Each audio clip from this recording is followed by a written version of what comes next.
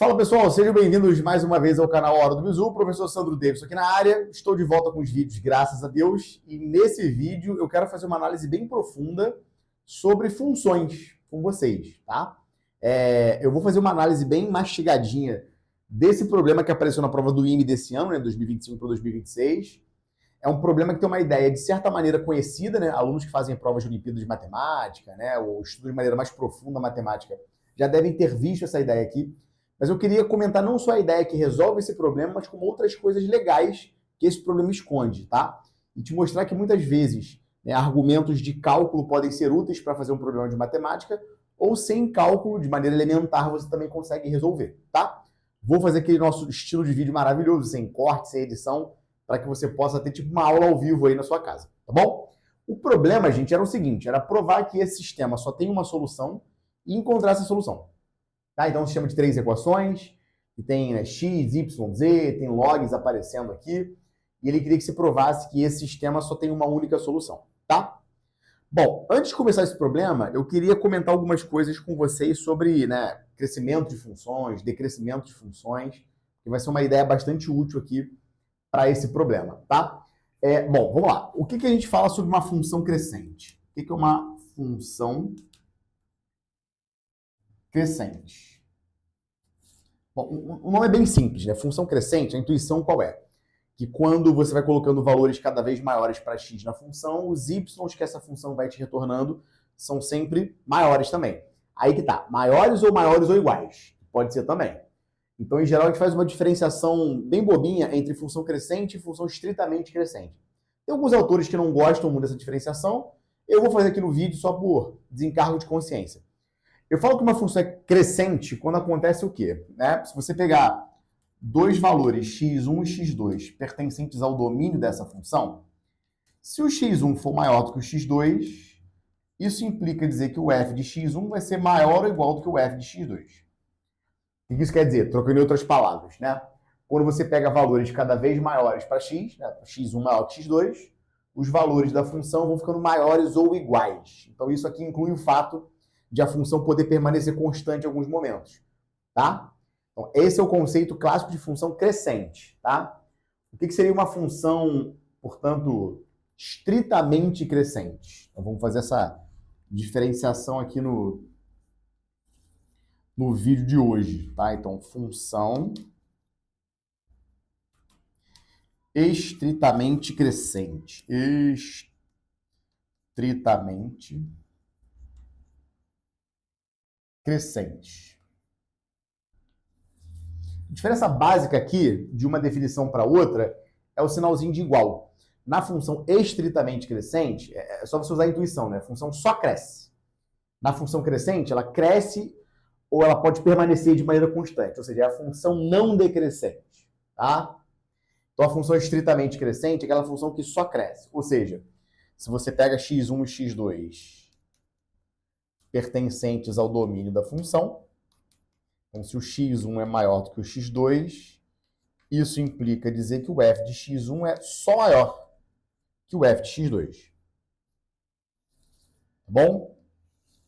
Então, é isso aqui que a gente vai usar como definição de função estritamente crescente nesse vídeo aqui. Tá bom? Beleza. Eu queria que você percebesse agora uma relação bacana entre uma função e a sua inversa com relação ao crescimento. Tá? Então, vamos lá, inversa de função, tá? Olha só, se você pegar uma função que é estritamente crescente, tá? Então, pega uma função f, ela é estritamente crescente, tá bom? Se você pensar no gráfico dessa função, não é tão difícil você perceber que é um gráfico que só vai subir o tempo todo, tá? Então, qual é a intuição por trás disso aqui? Você vai ter um gráfico, tipo assim, deixa eu pegar uma outra cor aqui, legal? Imagina um gráfico de uma função estritamente crescente assim. Essa é a nossa função f, tá? Ela só cresce. A gente sabe uma propriedade bem interessante sobre funções e suas inversas, né? Quando a função ela tem uma inversa bem definida, como é que você acha a inversa dessa função? Graficamente. Você traça a reta y igual a x, tudo bem? E aí o que você faz é basicamente você rebater o gráfico dessa função em relação à identidade. Tá? Essa é uma propriedade bem conhecida sobre funções e suas inversas. Tá? Então, gráfico de uma função é simétrico em relação ao gráfico da inversa dela quando essa função está bem definida. Beleza? Tá? Então, um detalhe importante que você pode perceber aqui é o seguinte. Quando uma função é estritamente crescente, a sua inversa também é estritamente crescente. Tá? Porque se você olhar para essa definição aqui, ao contrário, né? Porque, não sei se você consegue perceber, mas x1 maior que x2 implica f de x1 maior que f de x2. E o contrário também é verdade. Né? Quando f de x1 é maior do que f de x2, dado que a função é estritamente crescente, é porque o x1 é maior que x2. Você pode bem pensar essa seta aqui como sendo um si e somente si. Né? E quando você lê essa desigualdade, que é o contrário, essa implicação ao contrário, você chama f de x1 de y1 e o f de x2 de y2. Aí você tem assim, ó, y1 maior do que y2. Aí o que é x1? O x1 é o f a menos 1 de y1. E o que é o x2? É o f a menos 1 de y2. Então, como a função é estritamente crescente, ó, x1 maior do que x2, vai e volta, né? F de x1 maior do que o f de x2. Aí, se você chamar o f de x1 de y1 e o f de x2 de y2, o que vai ser o x1? Dado que a função inversa ela existe, está bem definida. Isso aqui vai ser o f a menos 1 de y1. E o que vai ser o x2? Vai ser o f a menos 1 de y2. Então, leia isso agora ao contrário, né? Se y1 é maior do que o y2, f a menos 1 de y1 é maior do que o f a menos 1 de y2. Ou seja, essa mesma implicação aqui, essa dupla implicação, prova que uma função que é estritamente crescente, quando tem inversa, tem uma inversa estritamente crescente. Então, esse é um fato bem interessante que a gente vai usar nesse vídeo de hoje. Tudo bem? Beleza? Tá? Maneiro demais, maneiro demais. Um outro detalhe que é muito importante agora para a solução desse problema, que é uma ideia muito bacana, é o seguinte, ó. Agora eu vou usar isso aqui como sendo um teorema, tá? Então, teorema. Esse é um bom teorema que a gente vai usar nesse vídeo de hoje aqui. É o seguinte, ó. Pega uma função f estritamente crescente. Tá bom? Estritamente crescente. Então, satisfazendo essas condições que nós acabamos de comentar aqui, beleza? Bom, imagina que você tem essa equação aqui, ó. F do f de x igual a x. Você quer resolver essa equação, ou seja, você vai compor a função consigo mesma e quer saber quando que essa composição vai ser igual a x, tá? Bom, o que eu vou dizer para vocês é o seguinte, olha, as soluções dessa equação são também soluções de uma outra equação bem mais fácil. Então, a implicação é essa aqui, ó. Se x0 é solução de asterisco, eu vou chamar essa equação aqui de asterisco, tá? Então, se x0 é a solução de asterisco, então eu posso garantir que f de x0 é igual a x0. Tá? O que isso quer dizer? Que para essa equação, se essa equação tiver a solução, né, então uma solução x0 qualquer, se x0 é uma solução dessa equação, então f de x0 tem que ser igual a x0. Ou seja, essa equação, dado que f é uma função estritamente crescente, essa equação só vai ter soluções nos casos em que a própria função aplicada no ponto x0 é igual a x0. Ou, graficamente, é o seguinte. Os únicos lugares onde essa equação vai ter solução são os pontos onde o gráfico da função e o gráfico da identidade se intersectam. Isso é uma ideia bem poderosa, tá? A gente vai provar porque isso que é verdade, tá bom? A prova desse fato está aqui, ó. Prova. Você quer resolver isso aqui, né? F de x igual a x. Então, é isso que eu quero resolver. Ou seja, quero encontrar as soluções dessa equação. O que eu estou dizendo para vocês é que se x0 é a solução dessa equação, então f de x0 tem que ser igual a x0. Só que aí, cara, o que você pode fazer, né? Você pode fazer uma prova por absurdo. Eu estou supondo que f de x0 é igual a x0. Essa é a minha implicação final. Mas o que não seria f de x0 igual a x0? Qual seria o contrário disso? de f de x0 ser igual a x0? É f de x0 ser diferente de x0. Mas ser diferente em matemática é o equivalente a ser maior ou menor, em reais, obviamente, tá? Todo esse arcabouço de coisas que eu estou falando são para funções reais, tudo bem? Então, o sinal de maior aqui faz todo sentido, tá? Então, o que eu estou dizendo é o seguinte, o fato disso aqui não ser verdade quer dizer que f de x0 tem que ser diferente de x0. Então, ou f de x0 é maior que x0, ou f de x0 é menor que x0, tá? Então, suponha que f de x0 é maior do que x0, tá? Um detalhe importante, você não supõe por absurdo, né? Tem aluno que escreve na prova assim, supondo por absurdo. Não, você não supõe por absurdo. Você supõe uma coisa e essa coisa vai contradir sua premissa inicial. Aí isso constitui um absurdo. Bom? Então supõe que f de x0 é maior que x0. Bom, se você supuser isso, então f do f de x0 tem que ser maior que o f de x0. Porque como o f é estritamente crescente, quando a função é estritamente crescente, você usa a definição, né? Se x1 é maior que x2, então f de x1 é maior que o f de x2. Então, se isso é maior do que isso, o f disso tem que ser maior que o f disso. Porque f, por hipótese, é estritamente crescente. Só que, por hipótese também, o f de x0 é maior do que x0. Ou seja, f do f de x0 é maior do que x0, mas eu queria que fosse igual, então não tem como. Então aqui, se essa hipótese valer, não tem como f do f de alguém ser igual a alguém. Então aqui, você bota assim, não dá, né? Não dá. Não dá. Tá? Aí supõe agora, aí o esquema é parecido, né? Suponha que f de x0 agora é menor do que x0. Tá? Então, se um cara é menor do que o outro, o f desse cara tem que ser menor que o f desse outro, porque é função estritamente crescente. Então, f do f de x0 vai ser menor que o f de x0, que, por sua vez, é menor do que x0 por hipótese. Ou seja, se esse x0 fosse solução de uma equação, né, dado que isso aqui é verdade, então f do f de x0 vai ser menor que x0, não vai ser igual. Então, também não dá. Não dá. Logo, o que você pode concluir? Que f de x0 tem que ser igual a x0. Tá lá. Beleza? Alguns detalhes. Eu estou provando que essa equação tem solução? Não, não estou provando isso.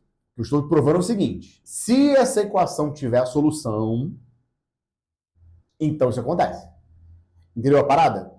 Não estou dizendo que a equação vai ter solução. Estou dizendo que se tiver solução, as soluções dessa equação devem ser soluções dessa equação aqui. Tudo bem? Beleza? Tá? Então, guarda esse teorema aí no seu coraçãozinho, porque vai ser um teorema bem importante para a gente poder, né, mastigar esse nosso probleminha aqui. Tudo bem? Beleza? Tá, maneiro demais. Então agora eu vou começar a fazer o problema de verdade, tá? Usando esses resultados que eu acabei de comentar com vocês, eu vou tentar abordar esse problema aqui da prova do INE. Não é muito difícil você perceber o seguinte: quando você olha para esse sistema de equações, você tem algo do tipo, ó, uma coisa em função de x é y, uma coisa em função de y é z e uma coisa em função de z é x. Então parece que tu está compondo um troço consigo mesmo várias vezes. Você consegue ter esse sentimento? Estou compondo uma função consigo mesmo várias vezes? Né? Uma coisa com x da y, uma coisa com y da z, uma coisa com z volta da x. É tipo um f de um f de um f de alguma coisa. Não parece isso? E é exatamente isso que vai acontecer. Tá bom? Então vamos lá. Vamos agora fazer o problema da prova do INE. Uma apagada nesse quadro agora aqui. Espero que você tenha dado o seu maravilhoso print. Pronto. Espero que tenha ficado bem apagado aí para vocês. Olha só, cara. Como é que vai ser a solução do nosso problema? A solução vai começar assim, ó. Solução. Solução. Defina uma função f, tá? De reais em reais, tal que f de t é igual a t mais o log de t mais a raiz quadrada de t2 mais 1. Bom, você provavelmente já olhou para essa definição aí, já entendeu tudinho que vai acontecer, né? Com certeza você entendeu. Eu sou a pessoa que vislumbra coisas além do alcance, tá? Beleza, então definimos isso aqui. Quando a gente olha para o sistema, o que acontece?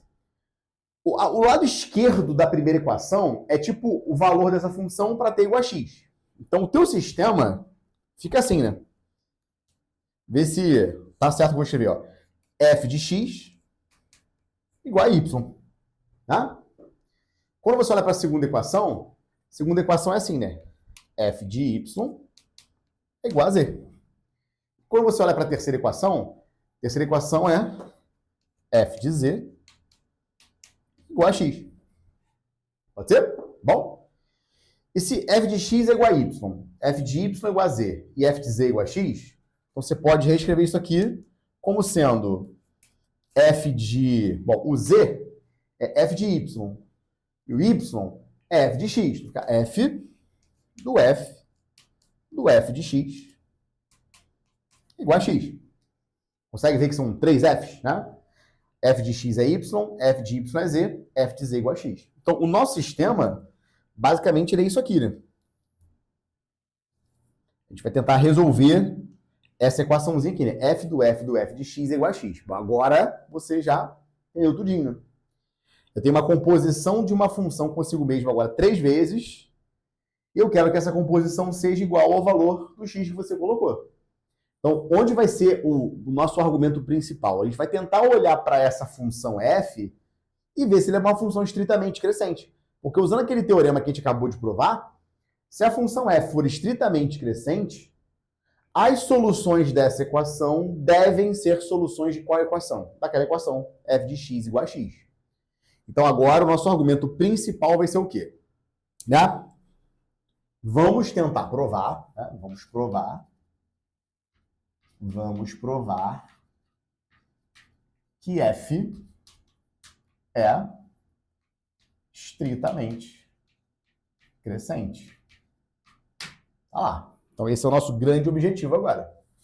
Bom, provar que essa função é estritamente crescente. Se a gente conseguir isso, maravilha. Aí, tem 2 caminhos agora. O primeiro caminho, que eu acho que é o caminho mais óbvio para vários alunos que fazem a prova do IME ou do ITA, é você pegar essa função e derivar. Só isso. Pá! É muito natural fazer isso, tá? Então a primeira ideia aqui, para a gente provar que essa função é estritamente crescente, é você olhar, então, a primeira solução é você usar derivadas. É bem natural fazer isso, tá? E, inclusive, a prova do IME, né? Os corretores certamente vão aceitar uma solução via derivadas para esse problema, tá? Então, vamos lá. Se você olhar para a derivada dessa função aqui, o f' de t, olha só, a derivada de t em relação a t é 1, tá? E como é que deriva a função log de alguém? Bom, log de alguém é 1 sobre o alguém. Então, nesse caso, o alguém seria t mais raiz de t quadrado mais 1. Tá? Tudo isso vezes a derivada desse alguém, usando a regra da cadeia. Tá? Então, a derivada disso aqui seria... Né, derivada de t é 1. E a derivada da raiz quadrada de t2 mais 1 vai ser o quê? É 1 sobre 2 raiz de t2 mais 1 vezes a derivada do que está dentro, que é o 2t. Vou botar logo aqui em cima, né? 2t. Assim. Tá? E aí tudo isso vezes um fator constante, né? Que é 1 sobre ln de 10. Né? É um fator meio chato aqui, porque como essa função é log na base 10... Então, seria o equivalente a você mudar de base aqui esse problema, né? Botar na base E para depois aparecer aquele fator além de 10 ali. Ele não influencia muito na nossa conta, porque esse é um cara positivo, então não tem tanto problema aqui. Tá bom? Beleza? Então, onde que seria agora nossa problemática aqui? Né? Nossa problemática é provar que essa coisa é uma coisa positiva. Tá? Nem é tão difícil fazer isso agora, né? Porque, vê só, quando você... olha para essa expressão aqui, né? Isso aqui é 1 mais 1 sobre t mais raiz de T2 mais 1, vezes, aqui embaixo vai ficar 2 raiz de T2 mais 1, MMC lá em cima fica 2 vezes isso, mais 2T, ou seja, 2 vezes raiz de T2 mais 1 mais T, vezes esse 1 sobre a n de 10, que é chato aberto. Né? Fica ali. Olha, T mais raiz de T2 mais 1 é certamente diferente de zero, né? Porque ele é argumento do log, ele não pode ser igual a zero. Então você pode cortar isso aqui de boas, né? Tchau, tchau. Né? O que sobra no final das contas? Sobra algo do tipo, ó, 1 mais 1 sobre um troço positivo vezes 1 sobre a n de 10, que é positivo. Ou seja, essa conta é sempre maior do que zero. Então, se essa conta é sempre maior do que zero, o que isso indica pra gente? Que essa derivada é sempre positiva. Se a derivada é sempre positiva, a função é estritamente crescente. Então, é uma solução bastante natural para alunos que sabem derivadas, tá? É o caso de todo e qualquer aluno que faz turma aí, MEITA? Eu espero que sim, mas nem sempre todo mundo é tão, né, acostumado a usar derivadas para fazer problemas de matemática, tá? Tá? E se eu não soubesse isso? Bom, se eu não soubesse isso, eu ia partir para uma segunda solução. E a segunda solução, qual seria? É tentar provar na marra que essa função é estritamente crescente, tá? Bom, qual vai ser o meu argumento aqui? T é uma função estritamente crescente. Né? Quando T aumenta, né? Então a função é estritamente crescente. O que eu quero provar aqui na real é que o log disso aqui é estritamente crescente. Porque se eu tenho duas funções que são estritamente crescentes, a soma delas é estritamente crescente. É um teorema bem bobo, que você pode provar rapidinho no papel aí, mas é verdade. Então essa função sendo estritamente crescente e essa aqui também sendo estritamente crescente, a soma delas vai ser estritamente crescente. Então eu vou agora olhar para essa função aqui, né? Y igual ao log de T mais raiz de T2 mais 1. Beleza? Vamos olhar para essa função com um pouco de carinho? O que eu vou fazer? Vou fazer o log sumir. Então, vou usar a definição de log aqui. Você vai ter 10 elevado a y é igual a t mais raiz de T2 mais 1. Vou passar o t para esse lado de cá.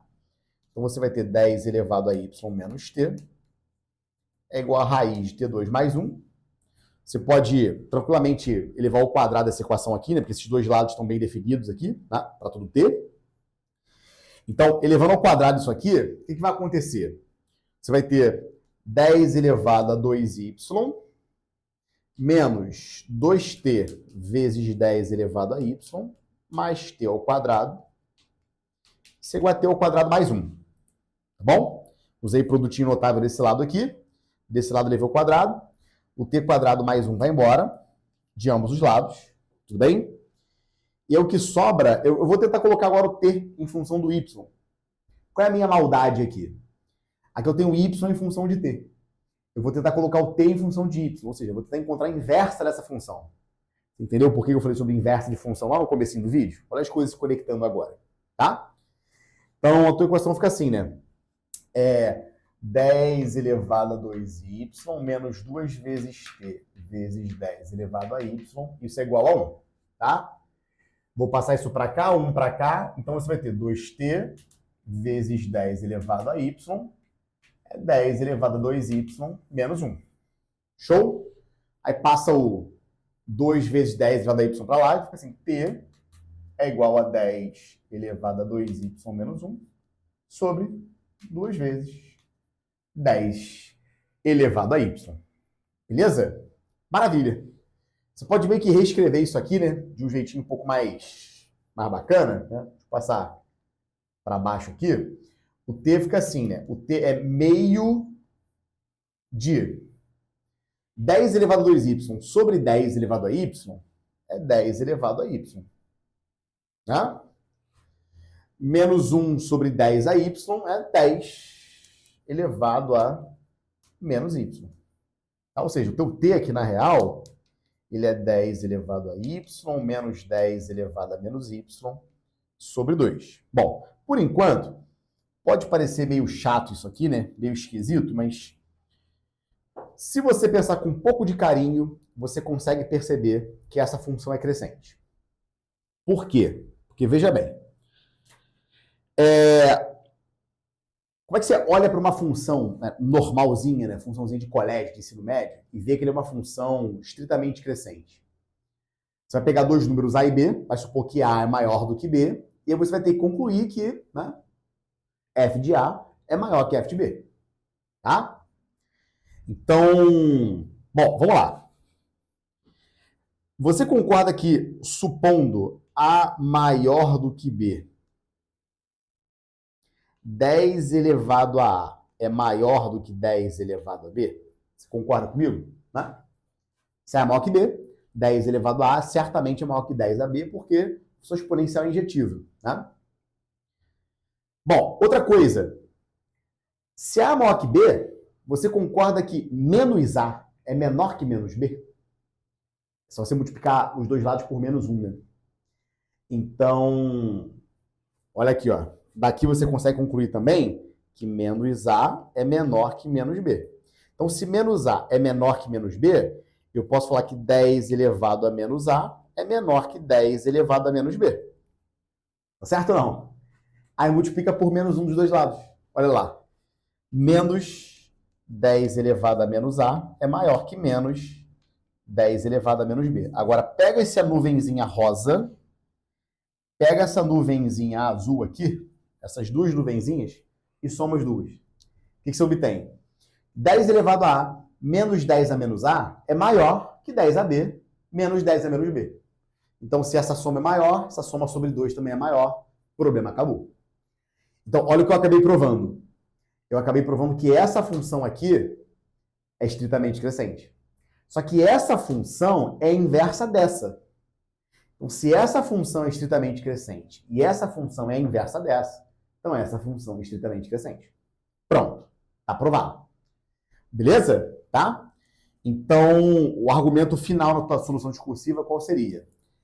Essa função é estritamente crescente porque a sua inversa certamente é estritamente crescente. Tá bom? Então, como ela é estritamente crescente e t é estritamente crescente, a soma dessas duas funções é estritamente crescente. Aí acabou o problema. E como é que você mata o problema da prova do IME? Você vai usar aquele teorema que eu coloquei lá no comecinho da aula, né? Então, quer dar um print aí? Dá um print por enquanto, para eu poder apagar esse negócio. Deu o printzinho? Deu? Espero que sim. Maravilha. Aí, como é que fica o restinho aqui? Só para matar o problema. A gente acabou provando que a função é estritamente crescente, portanto, quem serão as soluções dessa equação? São as soluções dessa equação aqui. F de x igual a x. Você escreveria na sua prova discursiva. Como f é já provado estritamente crescente, as soluções dessa equação são soluções dessa equação aqui. Aí o problema acabou, né? O que é f de x? É x mais log de x mais a raiz quadrada de x mais 1. Isso aqui tem que ser igual a quanto? Tem que ser igual a x. Tá lá. Beleza? Tá? Então, o x vai embora de ambos os lados. Tchau, tchau. Tchau, tchau. Aí sobrou o quê? Log de x mais raiz de x2 mais 1. Isso é igual a zero, né? Portanto, sobra o que para você aqui? 10 elevado a zero, que é 1, né? É igual a x mais raiz de x2 mais 1. E aí você vai fazer o que aqui, né? Passa o x para o outro lado e eleva ao quadrado dessa equação. Né? Porque o lado direito está sempre bem definido, né? E aí, o 1 menos x tem que ser um cara positivo, já deixa essa condição de restrição na sua cabeça aí. Quando você levar ao quadrado, vai ficar o quê, né? Vai ficar 1 menos 2x mais x ao quadrado igual a x ao quadrado mais 1, tá? Então, ó, x ao quadrado vai embora com x ao quadrado, 1 vai embora com 1. O que você acaba encontrando? Que x tem que ser igual a zero, tá? Aí a solução é bem imediata, né? Se o x é zero, isso aqui é zero, isso aqui fica log de 1, que é zero, portanto o y é zero. Se o y é zero, z é zero. Então a única solução do nosso problema é a solução 0, 0, 0. Ou seja, x é zero, y é zero e z é zero. Tá lá. Beleza? É um problema difícil para a prova do IME? Aí que tá.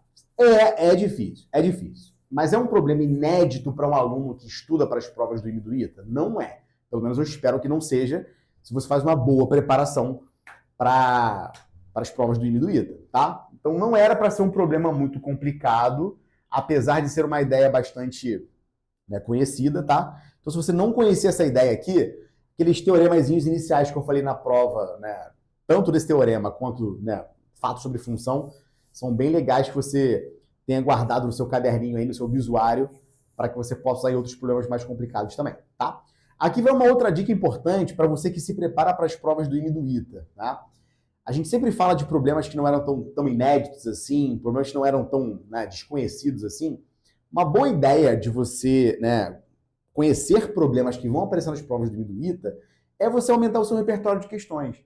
Então procurar livros especializados em Olimpíadas de Matemática, livros um pouco mais, né, complexos de matemática, para você conhecer problemas, né, diferentes, desafiadores, é importante, porque nessas provas vão ser cobrados dos alunos conhecimentos sofisticados. Então, não vai achando que só conteúdos de ensino médio são né, as coisas estritamente necessárias para você mandar bem nessas provas, porque de fato não são, tá? O aluno tem que ter um grande conhecimento de questões, né, de Olimpíadas, de outros vestibulares, né, ao redor do mundo, né, problemas indianos, né? Existem vários livros hoje, né, indiano, peruano, que são muito interessantes. Não recomendo você comprar todos esses livros, porque você vai comprar trocentos livros, vai ficar olhando para 15 mil questões, não sabe para onde começar, mas eu acho que é importante você procurar alguns tópicos específicos, né, algumas questões bacanas, para você melhorar o seu repertório de questões. Aqui no canal Aula do Bizu tem várias ideias bacanas que já apareceram em provas do IME, já apareceram em provas do ITA. Tem vários vídeos que eu já gravei aqui no canal de ideias que caíram na prova desse ano do IME e desse ano do ITA. Então, ficar atento a bons canais de matemática também é uma grande ideia para ajudar os seus estudos. Beleza? Tranquilo? Espero que você tenha gostado desse vídeo. Um grande abraço. Tamo junto. Valeu!